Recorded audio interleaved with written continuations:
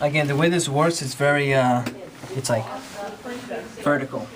Okay. So each channel, number 1, 2, 3, 4, 5, 6, 7, up to 24, is a line, a separate line.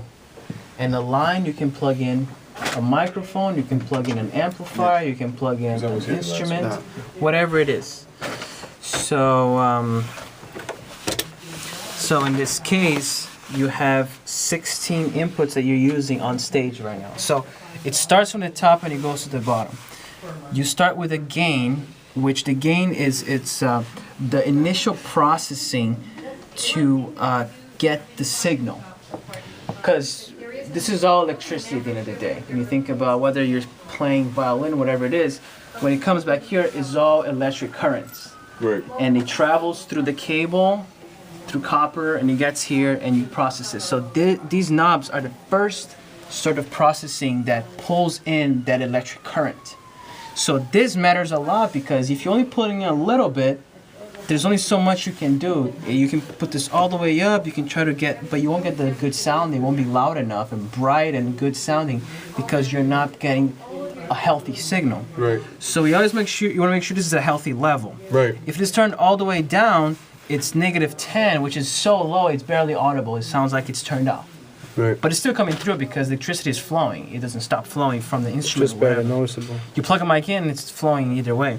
So I like to keep it at either 12 o'clock or anywhere between 12 and 1 or 12 and 11 o'clock. So like, o'clock, 12, 1, So either at this, if it's, you can push it a little bit, you can bring it down if it's too hot. You might be able to get a little bit more, but once you start getting past 3, you have to kind of think of, well, there's got to be something wrong with it. The microphone is not 100% working, or the instrument is just not giving that good of a signal. So when you get past this, it's not really good. So you want to keep it at 12. If you're not using the channel at all, you can have it down. You can still have it at 12 and just have this down. Either way, it's not a problem. So try to keep it at a healthy 12 o'clock for all of them, and then adjust depending on the type of signal. If it's healthy signal, if it's too loud, I might bring it down a little bit. If it's not loud enough, just push it a little bit. So once you get a nice level to begin with, now once you get the level, you can start working on shaping that sound. So you can do that through what's called EQing.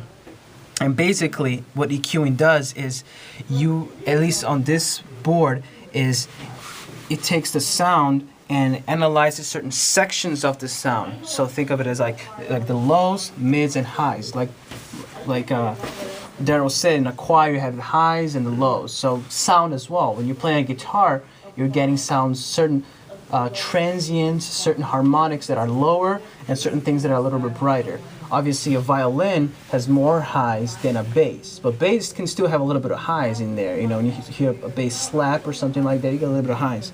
So every sound has a highs, mids, and lows. And then there's a reason why you might want to shape those. In this board specifically, the top one is just highs, meaning if you bring it up, it brings up the highs. If you bring it down, it brings down the highs. The middle ones, the top one changes how much you are bringing down or up, and the bottom is which frequency you're bringing down or up. As opposed to this one, you only get one knob, so you can only change one frequency, which is 12. That's why it says 12 there. 12 would be like higher. It's a certain frequency that is a kind of a standard. You only get one, so you can either turn it up or down. Here, with this one, you can choose between 100 and 8K. You can choose 100, you can choose between 250, 800, 1.7, and then 8K. So you can choose which one, and once you choose it, then you can choose to cut it or bring it out. So you have more options with the middle one, the top one. Top one, you only get 12, and you can bring it up or down. Here you can choose, you get like 5 different ones, and once you choose it, you can bring it down or up. Bottom one, same thing at the top. You only get 80, and you can bring it down or up. So it always goes highs, mids, lows, from top to bottom. High, mid, low, high, mids, lows. Same. So these two right here, these two in the middle. Yeah. Right? You get more variety of mid ranges. Yeah. Right. More options. More options here. So this is the high, right? And that is the low.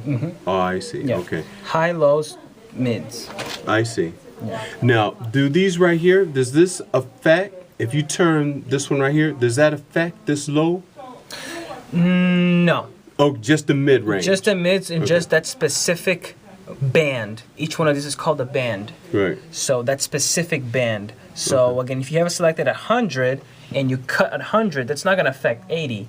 But it will affect the overall sound. So to our ears, it might affect because the sound is a combination of a bunch of different, frequencies. Right. Now, does this go from low or high to low? Low to high.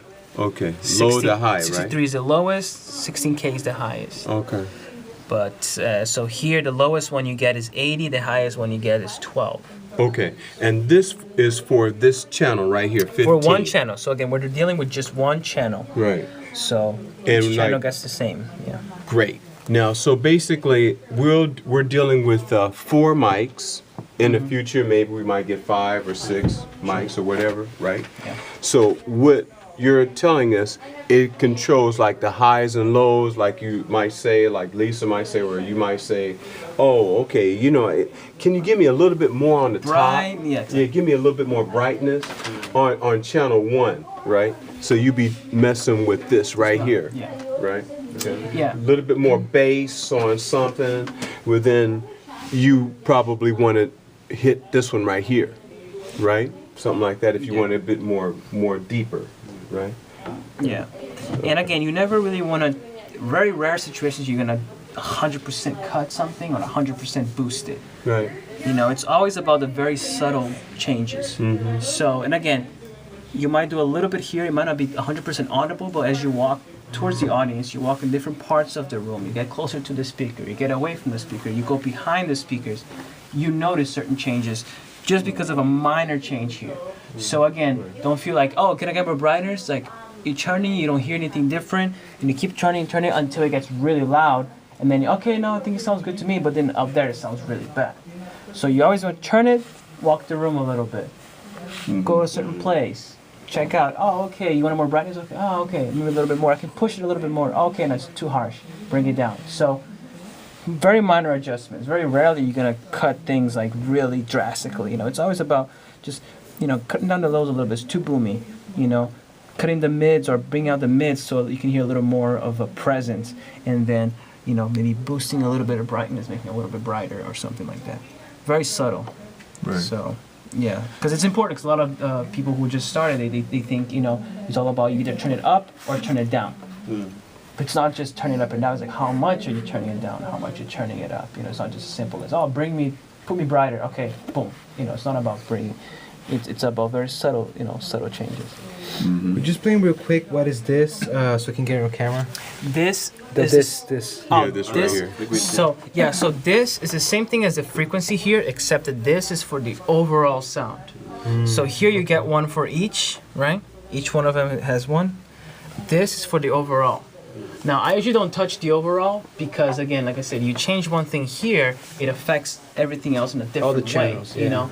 And again, if somebody comes in here and messes around with here, you can have the best mix, the best sounding perfection, mix here. But if this is out of all Out of balance. balance is gonna sound terrible at the end. Right. So I like to just keep it flat or turn it off. Like right now it's off. If I wanted to turn it on, it would click this button. Now it's on. I usually like to keep it off because somebody comes in, messes around, some children are playing, whatever, and they mess it around, it doesn't affect, it's off. But if there's a specific reason why you want to turn it on, sure, but just know you change one thing here, now that's affecting 125 of everything. And, then my... So we throw off. Yeah, so you should turn it off, yeah. Right. Yeah, because that's a really